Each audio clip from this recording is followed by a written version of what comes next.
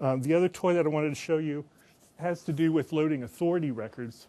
We have our own program for loading authority records, and it does a lot of stuff for us automatically.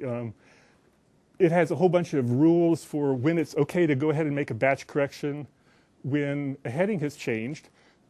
And it does a lot. It does like 70% of the stuff automatically for us. The remaining things come out in report files, and in the bad old days, I would have to open the report files and work through them, blah, blah, blah. Really tedious. What I wrote finally was a program that digests the report files and presents each incident in a way that allows me to see all the information all in one place, and then most of the time act on it or decide that I don't need to act at all without having to go to Voyager and look up more information. So here's a case where we're loading in this authority record, and the program has discovered, I'll explain. The bit at the top means that one of the cross-references in the authority record, one of the 400 fields, actually matches some headings in bibliographic records. And the program lists all the bibliographic records right here. If I decide that, yes, this is the same person, and I think it's pretty clear that it is the same person, the person who wrote Old Testament Survey and who is a professor of Old Testament, probably is the person who wrote these 3 books. I can click a button here and the program will go off and change those bib records for me. So if it's a straightforward case, there's really, it's a matter of looking and clicking. And here's another example of pretty much the same thing.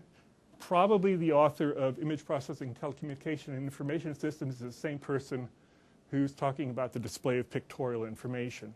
And I can approve that correction right away.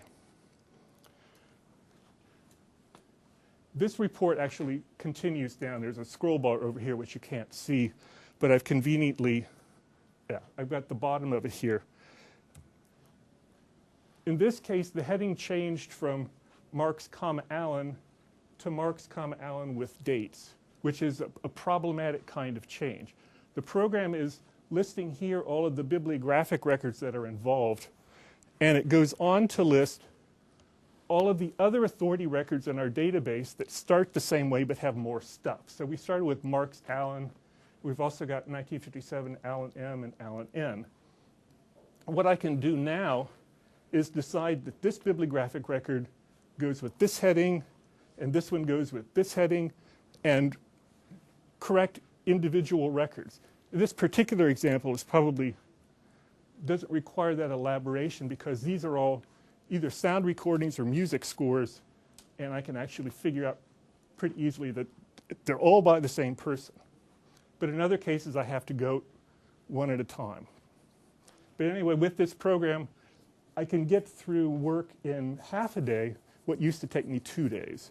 So for me, it's an advantage. And I think that's all I'll show you today.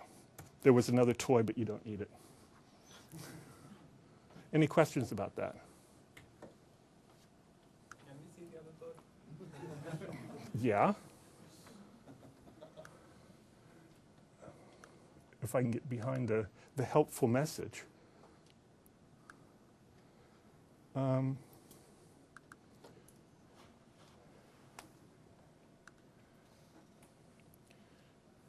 This one is a toy that helps us find records for brief records in our database.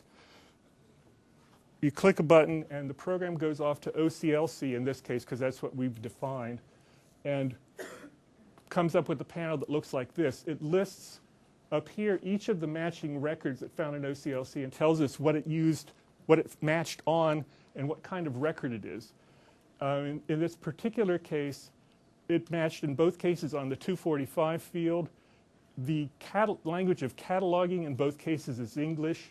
Both of them are OCLC members rather than Library of Congress records, and both of them have one subject heading. So there's nothing there to tell us which one might be the better record. So we have to look at them both to decide. And I think, yeah, I have them both here. So the cataloger would flip back and forth between the two and decide which one they want. As part of the configuration for this button, we can say that we want to preserve certain information in this record in the replacement record. And if we had done so, then that information would already be over here. If I decide that I want to go ahead with this, I click the button that takes this record and writes it to Voyager. And an enhancement I'm working on right now is we'll also update holdings in OCLC for that, if we need to. And that's the other toy.